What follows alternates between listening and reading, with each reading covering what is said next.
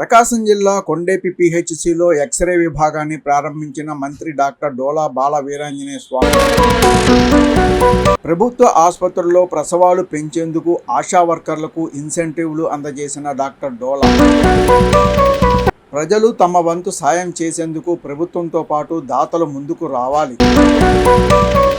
పేదలకు నాణ్యమైన వైద్యం అందించడమే కూటమి ప్రభుత్వ లక్ష్యం. అమ్మాదేవి రమ్మ 3 కవర్లు ఇచ్చారు, 3000 ఇచ్చారు. దారమ్మ ఏం నమ్ముకోండి, రమ్మ ముందుకు రమ్మ. నరసింహ నువ్వు ఒక్కడు కట్టరా.